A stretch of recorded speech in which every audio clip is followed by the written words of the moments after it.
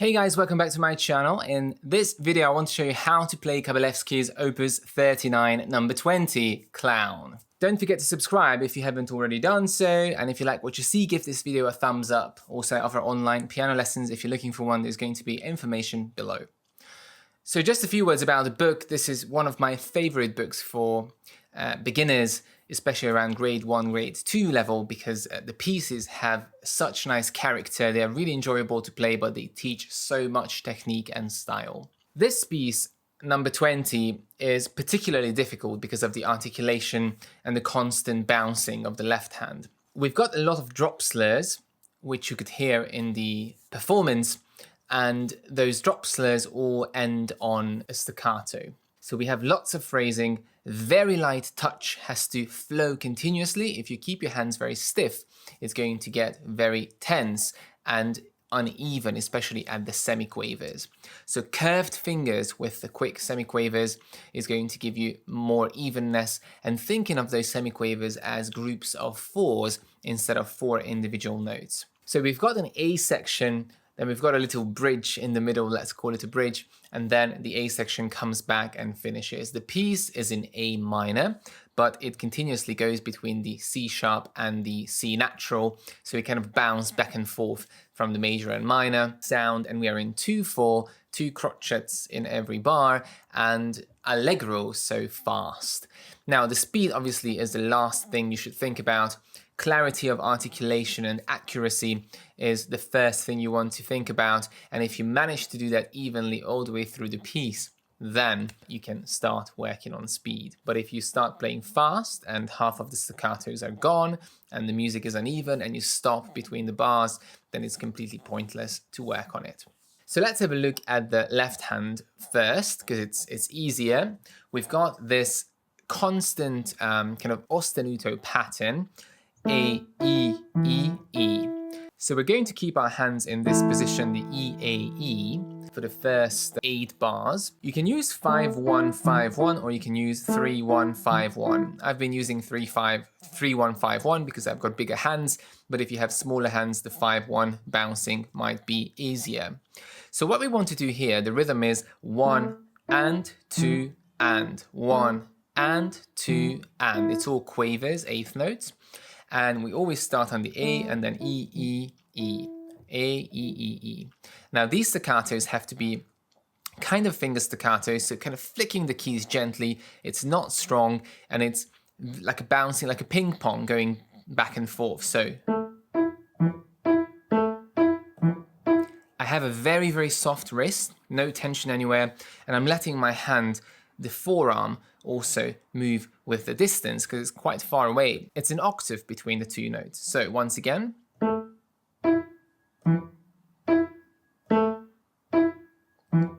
Starting very slowly, letting my hand go left and right, and then speeding up. Now, if you've got smaller hands, obviously it's going to be harder to memorize this because your hand has to make a bigger movement. If you've got bigger hands, it's easier, because you can keep your hand kind of fixed on those notes.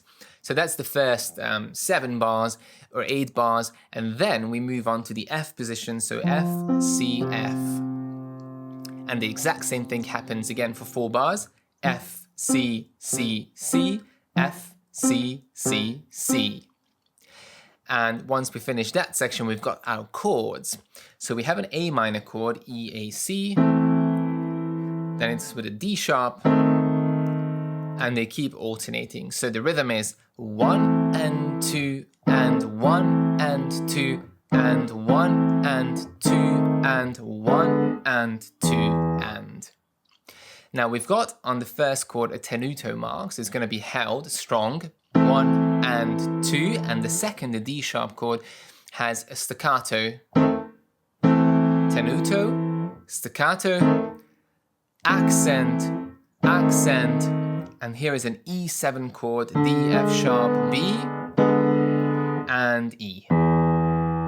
So once again, 1 and 2 and 1 and 2 and 1 and 2 and 1 and 2 and. And then we go back to our usual A, the starting position. and we finish on CE, BE, and AE. So very easy, keeping the thumb fixed on the E and 3 staccatos, 2 and 1. And all 3 of them have accents, so nice and strong. And that's the left hand. So quite simple, but putting it together with the right hand is going to be a lot harder. Let's move on to the right hand. We start in this A position, A major position, 1, 2, 3, 4, 5. And again, it's not technically an A major because we keep moving between the C sharp and the C natural. So A minor, A major sound, but ultimately the chords tell us that it's an A minor because we've got the E7 chord and the A minor chord in the middle. So we can think of the rhythm. The semiquavers are going to be TT and the quaver is going to be ta. So T-T-ta, T-T-ta, T-T-T-T-T-T-ta, T-T-T-T-T-ta, ta, ta. That's the easiest way to internalize the rhythm. So A, B, and bounce. So drop at the beginning of the slur, connect, and bounce.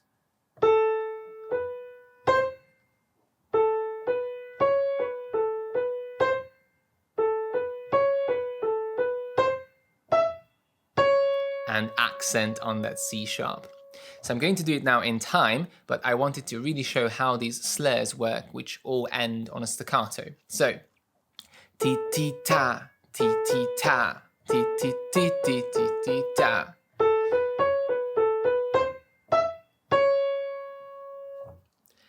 And as you notice, when I have the group of 4 semiquavers, I don't play it like this, but more like. So I send it off from the first note, from that C sharp, and let the other notes kind of roll off from the C sharp, as opposed to. So not pushing all 4 notes. And that's what I meant when I said think of it as a group of 4 instead of 4 individual notes.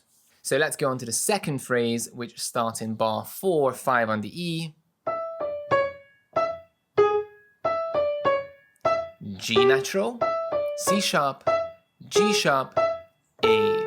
So a lot of bouncing again, back and forth. Hand rotation here is going to be very beneficial, just like in the left hand, and the slurs are still there. Now let's put together this first section before we go to the F position. So starting right hand upbeat, connect, bounce, left hand bounces, right hand connects, bounce, right hand connects, bounce, and thinking about that articulation very, very carefully, making sure you don't miss any staccatos and the legatos are all connected.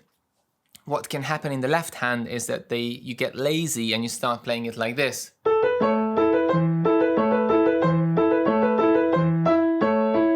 Really holding down onto those notes. Don't do that. Make sure the left hand is bouncing. It's a clown piece. Think of a circus. Jugglers.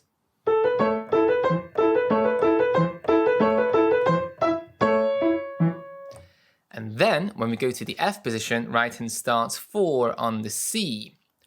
And we have the B flat here, and the A flat and A is going to alternate, just like we had the C and C sharp in the first section. So, ti-ti-ta, ti-ti-ta, ti-ti-ti-ti-ti-ta.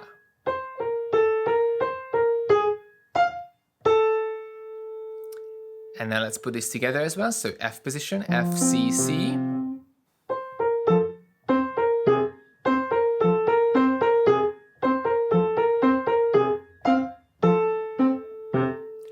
Now comes the trickiest part of the entire piece, because the rhythm feels very unusual here with all the slurs. So right hand goes A, and lead this melody, a bit of a wrist circling. And we have a crescendo as well. Start quietly and bounce up at the end. Ti ti ti ti ti ti ta, ti ti ti ti ti ti ta.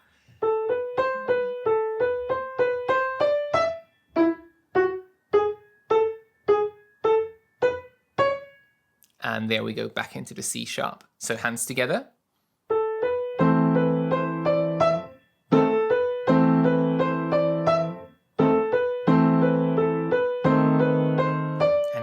moving position to the E7 chord.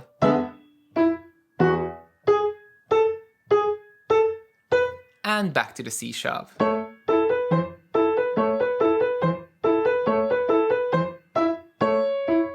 Now changing a little bit for the ending, number 4 on the E, 2, 1, 4,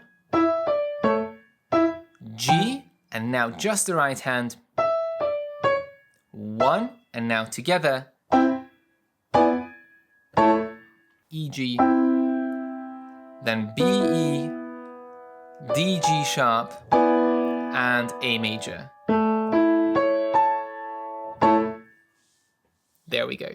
So very, very tricky piece, and I tried to keep it as concise as I could, but there's so much to talk about.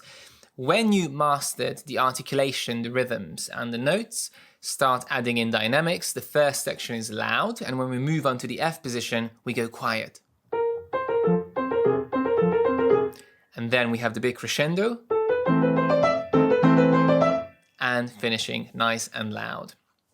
Once again, please do not worry about the speed until you can get the articulation as clean and accurate as possible, and only then start working on the speed.